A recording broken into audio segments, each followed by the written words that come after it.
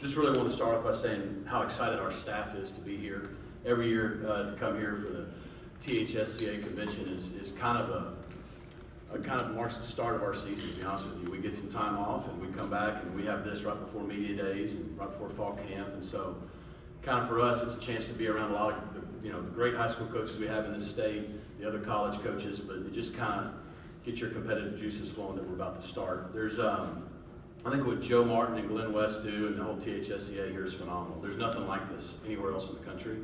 And I think we have to continue to remind ourselves of that, that this is special. There's two things I need to get on record and say that I think are really important. One, we do have something special in Texas with high school football and how it's done. And there's some legislation probably coming down the pipe in the future that may threaten the way things are done in the state. And we have to stand strongly against that. We don't want to change the fabric of Texas high school athletics in the state. And to potentially allow a transfer in a high school setting, I think would be just detrimental to Texas high school athletics as we know it, and eventually it'll bleed into college athletics in Texas. Texas is one of the few remaining states that does it at an elite level and does it the right way. And just I have an experience being in other states that allow the transfer, free transferring, and it has ruined high school athletics in those states. So, I just want to go on record saying I know myself and all the other college coaches I believe would agree, we stand strongly against that. We don't want to ruin what we have in this state, which is so special. And I think it just comes down to we got to do what's best for the young men and women in our state. And what's best is not to allow people to transfer in high school freely without moving. It's just trust me from experience, we don't want that. The second thing is, I know Joe's worked really hard on this in the future, or in the past, but in the future, starting this year, every Friday, first Friday in November is a day to celebrate high school coaches in the state, and that's a big deal. Just like teachers and educators, should be celebrated, coaches are the same way. The influence they have, the impact they make, I think is huge. So I think that's a big deal that the association got passed to start this year, first Friday in November, and I think we're all excited to honor and recognize the high school coaches in the state for all they do.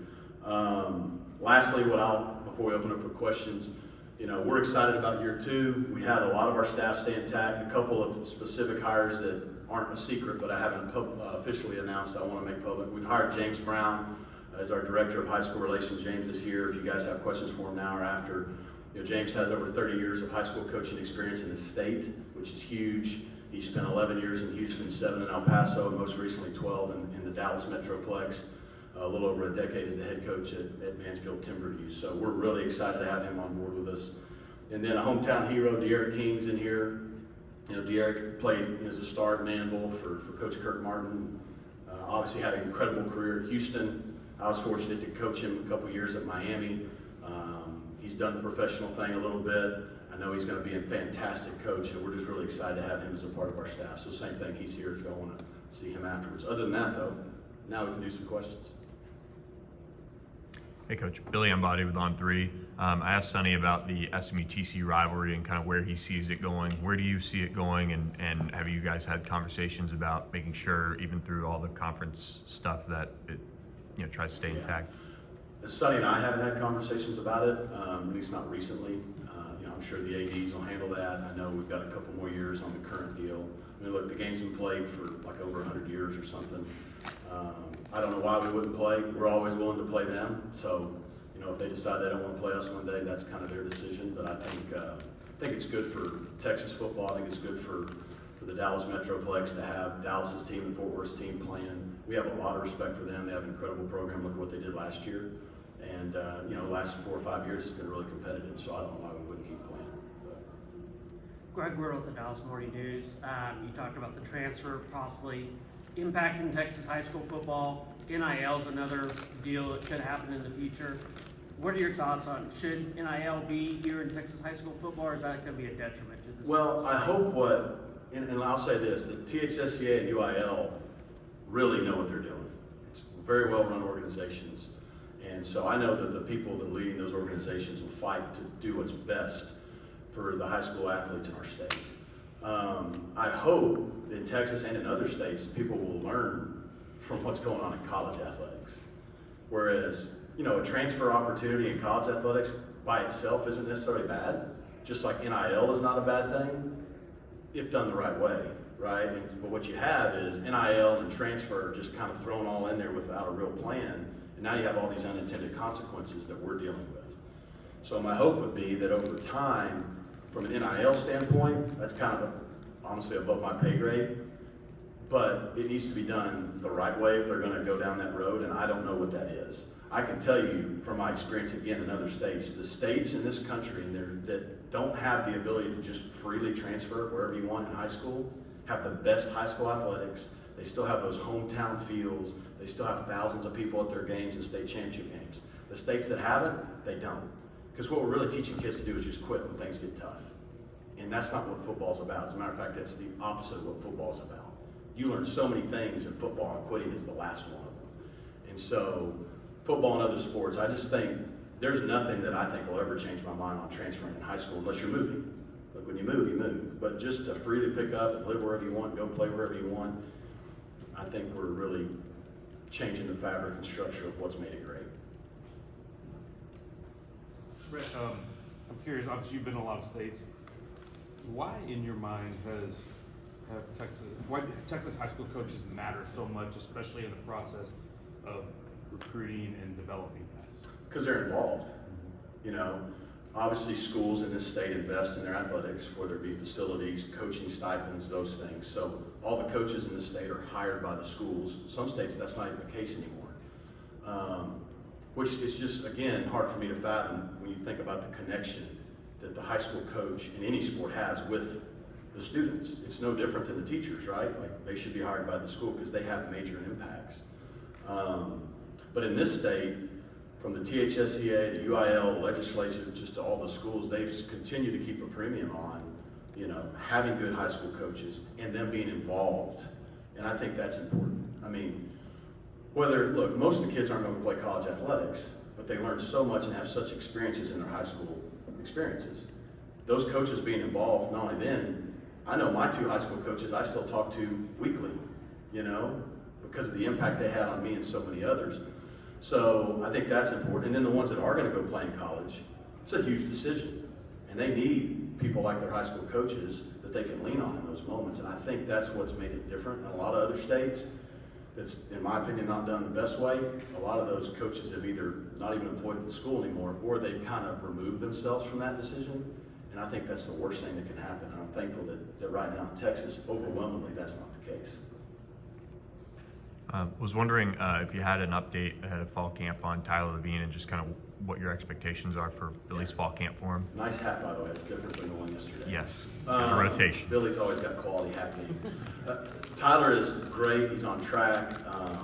He's been going full bore with our guys in summer workouts. He's running. He's lifting. I don't know exactly if he's 100% cleared, but I think through fall camp, he'll be able to do what he needs to do. And right now, anyways, he's on track to be ready for game one, and there's nothing to lead us to believe he won't. I mean, he played the whole last 6 games last year with a partially torn patella, so I can't imagine the fixed one's any worse. So. Yep. The momentum, you guys are continuing kind of building the transfer portal as well as, just prioritizing Dallas. How have you seen that grow from the time that you guys took over and just kind of keep chipping away on that? Yeah, I mean, we do feel like we have good momentum. We feel like we're in a good position.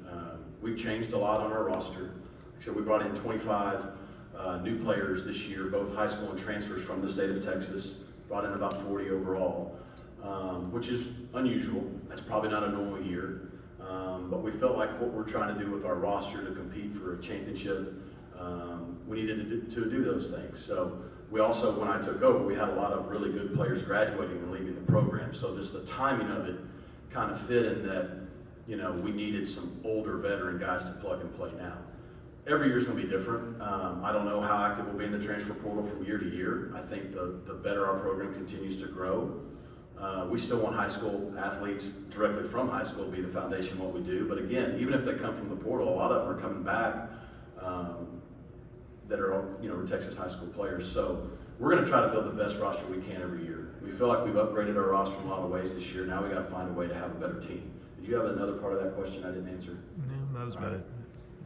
Rhett, the personnel staff I know you and I visited a lot about this last year, but I'm curious, how much trust do you have in them, and how much autonomy do they have? Because I have seen some programs, I think Texas Tech in particular, where it seems almost like there's the scouting and there's the evaluation part, and then obviously you guys are the coaching part. But I'm wondering, do you ever see a place where they operate almost like an NFL franchise, where the NFL, you have the scouting side and you have coaching side, and there's not as much crossover?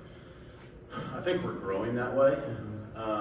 You know, my staff may disagree. I mean, if you're the head coach, you got to be somewhat aware and involved in everything, and it's always a fine line because you can't be everywhere. And so I think we have a great staff, and I know you have talked to some of our guys with Alex Brown and that entire department.